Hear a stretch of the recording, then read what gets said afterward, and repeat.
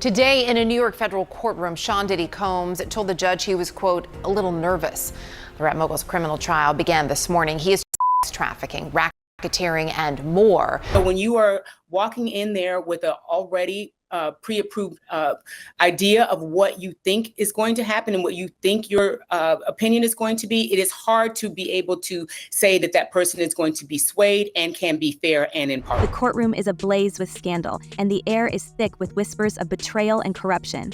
Sean Diddy Combs, the once untouchable king of hip-hop, now finds himself at the center of a trial so shocking that it's shaking the very foundation of the entertainment industry. The charges against him are not just serious, they are explosive: racketeering, forced labor, and allegations of a secretive and sinister world of exploitation. But as if the charges themselves weren't enough, the courtroom drama has taken a turn no one could have predicted. A key witness, dubbed Victim 3, has vanished, leaving federal prosecutors scrambling and conspiracy theories swirling. Time frame is important because this happened in hotels, in places that have surveillance, that there's records that could be consistent with his testimony about when he alleges that these parties took place. He probably has his own information about who attended the events. When you're somebody like Sean Combs and you're such a celebrity and you're engaged in this type of behavior, people around you are memorializing it on their own. The stakes couldn't be higher. This is not just a trial, it's a reckoning for a man who built an empire on charm, charisma, and power. But beneath the glitz and glamour lies a dark underbelly, exposed by testimonies that have left the public gasping. Cassie Ventura, Diddy's ex-partner and the first accuser to step into the spotlight, has delivered testimony that is as heartbreaking as it is damning. She described years of manipulation and coercion, painting a picture of a man who allegedly used everything at his disposal: money, influence, even explicit videos, to control and humiliate her. Her words sent shockwaves through the courtroom. It is horrible and disgusting. No one should do that to anyone. And while her testimony alone would be enough to dominate headlines, it's the detail about freakoffs, decadent substance-fueled events allegedly orchestrated by Diddy, that has lit the media on fire. But let's talk about Victim 3. The missing puzzle piece that could change everything. This individual, reportedly central to the prosecution's case, was expected to bring forth explosive details that would establish a chilling pattern of abuse spanning decades. According to courtroom insiders, her testimony was supposed to reveal how Diddy allegedly exploited and manipulated those in his orbit, using fear and power as his primary tools. Yet now, with her sudden disappearance, the prosecution is left reeling. Where is she? Why hasn't even her attorney been reachable? And perhaps most intriguingly, did someone orchestrate this disappearance to protect Diddy? Actually thought that he was above the law, so I can only, think that, he was sloppy in the way that he did these crimes, that there's probably a trail of evidence, not only involving him, but everybody in his circle that he would, delegate these responsibilities to. And those people are when they're... Theories abound. Some point to Diddy's vast resources, hinting at the possibility of witness tampering or intimidation. After all, this is a man who has been accused of using his influence to silence critics and control his narrative for years. Others suggest that the missing witness simply grew too scared to face the public eye, given the glaring spotlight of such a high-profile trial. But there's another layer to the mystery, one that's even darker. Could there be forces at play larger than Diddy himself, working to ensure that the full truth never sees the light of day? Victim's disappearance is no coincidence, an unnamed courtroom insider reportedly confided. She was ready to blow the case wide open, and now just like that, she's gone? It doesn't add up. And if that wasn't enough to raise eyebrows, whispers of a potential cover-up have begun to circulate. Anonymous sources close to the case have hinted at secret meetings, pressure from influential figures, and even undisclosed evidence that could, in theory, exonerate Diddy or bury him for good. Meanwhile, Diddy's defense team is wasting no time exploiting this development. They've been quick to cast doubt on the prosecution's case, arguing that the absence of this key witness undermines the credibility of their entire argument. We're talking about allegations here, not facts, Diddy's attorney, Tenny Garagos, boldly stated in court. And when the government can't even produce their so-called star witness, what does that tell you? But is this confidence a calculated legal strategy or a smokescreen to distract from the gravity of the charges? But it will be up to the jury. And there's really another piece of this case, and that's the racketeering case. And they don't really talk about that. Diddy's attorneys, Sean Combs' attorneys, they stay away from the racketeering part of this. They are focused solely on the trafficking part of this case. Let's not forget the emotional toll this trial is taking on those closest to Diddy. His two sons, who have shown unwavering support for their father, have become a focal point of public fascination. How do they reconcile the man they know and love with the horrifying allegations being laid bare in court? Their presence in the courtroom, sitting stoically behind their father, is a stark reminder of the human cost of this legal battle. Are they victims of their father's alleged crimes, complicit participants, or simply caught in a storm they cannot escape? And then there's the public. The trial has become a cultural moment, a spectacle that's dividing fans and critics alike. On one hand, Diddy's supporters argue that this trial is a witch hunt, an attempt to tear down a successful black man who dared to rise to the top of an industry rife with exploitation. On the other, his accusers, each with their own harrowing stories, paint a picture of a man who used his power to prey on the vulnerable. The question on everyone's lips: who is the real Diddy? Because we now know who all the prosecutors will be on Diddy's trial. They're all women. They have assembled a team of female prosecutors, and that is definitely not by accident. As the trial unfolds, the tension is palpable. Each day brings new revelations, new twists, and new questions that demand answers. But as we wait for the next bombshell, one thing is certain. This is a story that will not go quietly. The stakes are too high, the allegations too severe, and the implications too far-reaching. Will justice be served? Or will this trial end as yet another chapter in the long history of the powerful escaping accountability? Stay tuned, because this is a drama that's only just begun. That he has, with others, and just because no one else has been charged, which normally in a RICO case you would have others charged. It was a statute designed to get mob bosses, trying to get at criminal behavior that's like a web of criminal behavior that you can't necessarily prove, like the one thing or the statute of limitations expired on the other thing, but you're just showing this bad guy who's operating what's clearly an enterprise that over and over engages in criminal problems. As the courtroom drama continues to unfold, the human cost of the trial becomes increasingly impossible to ignore. Sean Diddy Combs, once the untouchable mogul of the music and entertainment world, now stands accused of horrifying crimes that span decades. But while the legal battle rages on, it's not just Diddy's reputation on the line. His family, his empire, and even the wider entertainment industry are feeling the shockwaves of this unprecedented case. The trial has become a spectacle, a chilling reminder that power and influence can conceal dark secrets for far too long, and the deeper we dig, the more haunting the details become. You know, I suppose it could be coincidence. I don't think it's coincidence, and especially given the nature of the case. Yes. Because when you look at who is examining these various witnesses, especially female alleged victims, of which there will be 4. Let's start with the facts that have already come to light. Federal prosecutors have laid out a damning case, alleging that Diddy orchestrated a criminal enterprise over the course of 2 decades. This enterprise, they claim, was designed to exploit, manipulate, and silence his victims. Among the most shocking revelations is the testimony from his ex-partner, Cassandra Cassie Ventura, who has described years of coercion and abuse. Cassie's lawsuit, settled last year for an undisclosed sum, was just the beginning of a deluge of accusations. She spoke of being forced into humiliating and degrading situations, including the now infamous freakoffs, elaborate gatherings where women were allegedly manipulated into performing intimate acts under threat of retaliation. It's not just her words that paint this picture. Prosecutors have presented physical evidence, including recordings, confiscated footage, and digital communications, that they say corroborate these claims. The allegations against Diddy are not confined to his relationship with Cassie. Several other lawsuits paint a grim picture of a man allegedly accustomed to using his power and influence to dominate and silence those around him.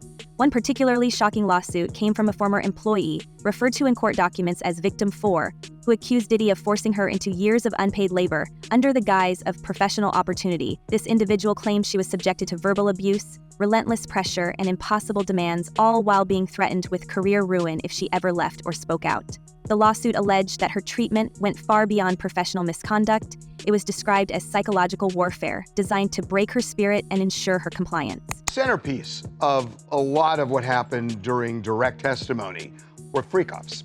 And what the prosecution tried to show was that he forced and or coerced her into doing these freakoffs. And we've talked about this earlier this week, that at least my opinion is that in a lot of these, the prosecution just didn't close the loop. It was something she felt. Another lawsuit from 2023, filed by a woman identified only as Jane Doe, accused Diddy of orchestrating a terrifying incident in 2003 when she was just 17 years old. According to the complaint, she was invited to a private gathering only to find herself being transported to New York on a private jet, where she was reportedly coerced into participating in what the lawsuit described as an orchestrated performance. The details of the complaint are graphic and deeply disturbing, and her legal team argued that this was not an isolated event, but part of a broader pattern of exploitation spanning years. This particular case has drawn comparisons to other high-profile scandals in the entertainment industry, with some experts suggesting it could force the industry to finally confront its long-standing issues with power abuse. Diddy's history of legal troubles and allegations of misconduct stretches back decades, creating a troubling pattern that cannot be ignored. In 1999, he was arrested on weapons charges following a nightclub incident, though he was later acquitted. In 2001, he faced a civil suit filed by a talent manager who accused him of assault and battery during a heated argument. While these earlier cases did not involve the same level of allegations as the current trial, they reveal a consistent theme of aggression and a willingness to use intimidation to maintain control. Critics argue that these incidents, while dismissed or settled at the time, served as warnings that went unheeded. So Diddy, after the Cassie lawsuit, gets hit with a bunch of lawsuits, and then ultimately the raids, and then this criminal case. Perhaps most chilling are the accounts from individuals who claim they were drawn into Diddy's orbit, only to experience what they describe as a culture of secrecy and fear.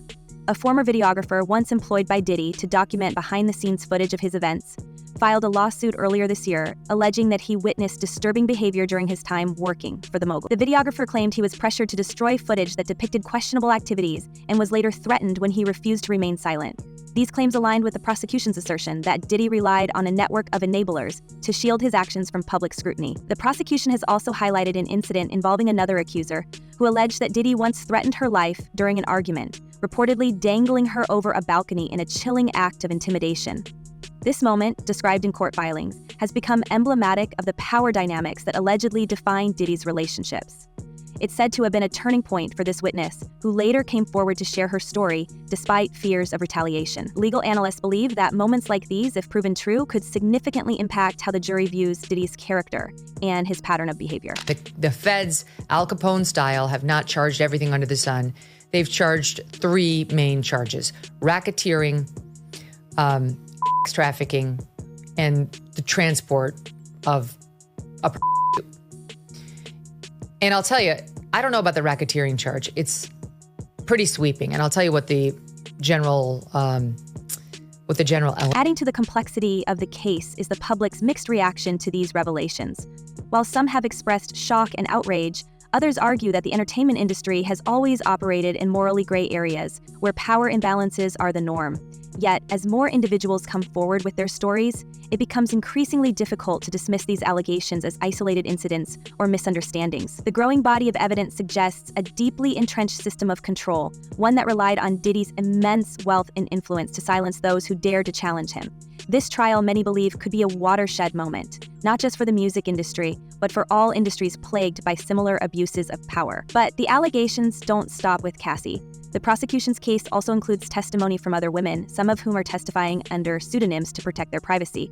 These individuals have described a chillingly similar pattern of behavior: promises of career opportunities used as bait, followed by intimidation, blackmail, and in some cases, physical violence. In one particularly harrowing account, a witness detailed how she was isolated from her friends and family, made to feel dependent on Diddy's approval, only to be discarded when she was no longer deemed useful. The prosecution has also revealed text messages and emails that, they argue, show Diddy's attempts to silence these women, including non-disclosure agreements and financial settlements designed to keep them quiet. They saw evidence in the case. They immediately honed in on racketeering, and they started saying, why is this racketeering with one guy? And they're charging this one guy. They had a real problem with that. They did not have a problem with the Mann Act. They found him guilty on the Mann Act, and they hung 6 to 6 on racketeering. And then there's the matter of the missing key witness, referred to in court documents as Victim 3. Her sudden disappearance is more than just a logistical challenge for the prosecution. It's a game-changing development that has fueled rampant speculation. Prosecutors have admitted they are unable to locate her or her attorney, despite multiple attempts to make contact. Victim 3 was reportedly prepared to share explosive testimony details that would have linked Diddy to a pattern of behavior spanning multiple states and involving multiple victims. Some insiders have whispered about possible intimidation tactics, while others suggest she may have simply been overwhelmed by the prospect of going up against such a powerful figure. Either way, her absence has created a glaring hole in the prosecution's case, one that Diddy's legal team is exploiting to full effect. The defense, for its part, has mounted an aggressive counter-narrative. They've argued that the relationships in question were consensual and that the accusations are part of a coordinated effort to destroy Diddy's reputation. They've pointed to inconsistencies in the accusers' testimonies and questioned their motivations, suggesting financial incentives and personal grudges may be at play. This is about money, not justice. A legal expert close to the case has reportedly said, echoing the defense's assertion that Diddy is being unfairly targeted. But is this really a case of opportunism, or is it a long overdue reckoning for a man who has wielded his power unchecked for decades?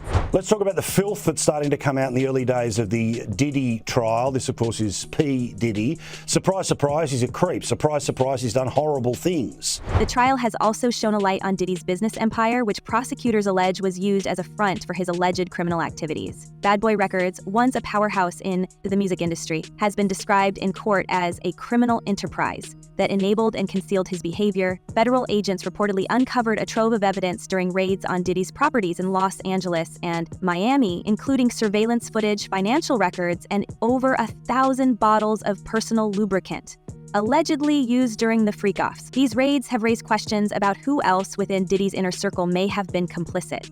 Were his employees aware of what was happening? Did they help facilitate his alleged crimes? Or were they victims themselves, silenced by the same fear and intimidation tactics reportedly used on others? And yet, even as the walls close in, Diddy's family remains steadfast in their support. His sons, Quincy and Justin, have been a constant presence in the courtroom, their expressions a mix of resolve and vulnerability. Their loyalty has sparked both sympathy and criticism, with some applauding their devotion and others questioning whether they're enabling their father's alleged behavior. The family dynamic is further complicated by reports of behind-the-scenes tensions, with some relatives reportedly urging Diddy to take a plea deal to spare them further public humiliation.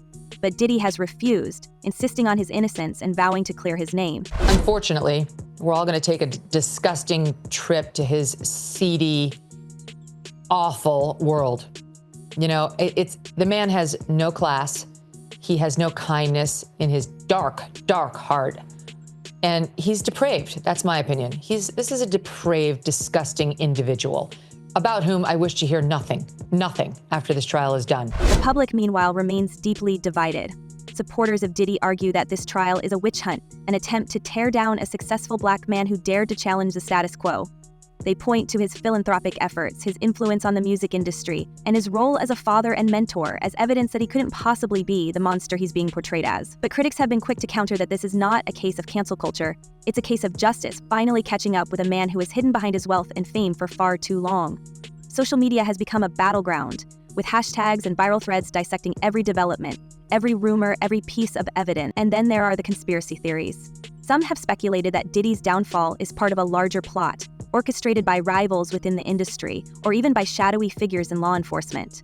Others have suggested that the missing witness may have been silenced, either through intimidation or financial coercion. These theories, while unsubstantiated, have only added to the sense of intrigue surrounding the trial. They raise uncomfortable questions about the nature of power, the limits of accountability, and the lengths people will go to protect their secrets. The question is he a criminal?